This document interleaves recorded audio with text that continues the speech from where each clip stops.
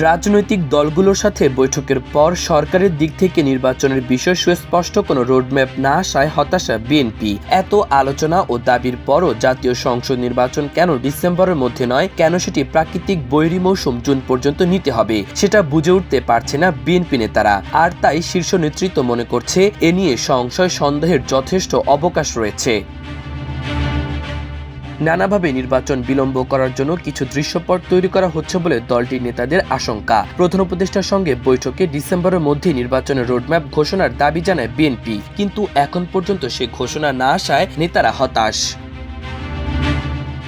এ বিষয়ে মঙ্গলবার সংবাদ সম্মেলন করে আনুষ্ঠানিক প্রতিক্রিয়া জানায় বিএনপি। দলের গুলশানের কার্যালয়ে আয়োজিত ওই সংবাদ সম্মেলনে বিএনপির স্থায়ী কমিটির সদস্য খন্দকার মোশাররফ হোসেন বলেন, সরকারের কাছে নির্বাচন বিষয়ে আমরা ইতিবাচক প্রতিক্রিয়া আশা করেছিলাম, সেটি হয়নি। রাজনৈতিক দলগুলোর সঙ্গে প্রধান উপদেষ্টার আলোচনার বিষয়ে তার প্রেস সচিবের মাধ্যমে সরকারের যে বক্তব্য পাওয়া গেছে তাতে জাতীয় নির্বাচনের বিষয়ে সুস্পষ্ট কোনো রোডম্যাপের ঘোষণা না থাকায় বিএনপি হতাশ হয়েছে।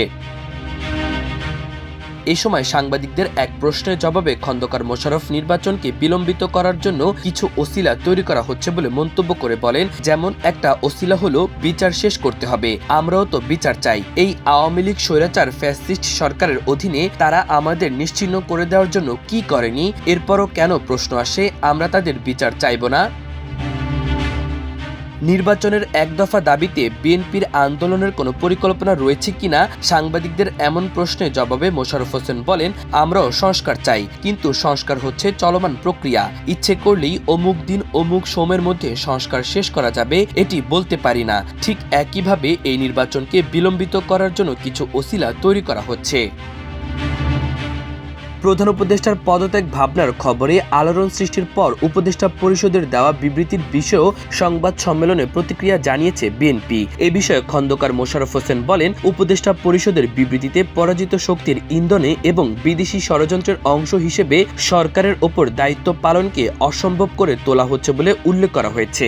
আমরা মনে করি যত দ্রুত সম্ভব একটি সুষ্ঠু নিরপেক্ষ জাতীয় সংসদ নির্বাচনের মাধ্যমেই পরাজিত শক্তির ইন্ধন এবং বিদেশি ষড়যন্ত্র বন্ধ করা সম্ভব।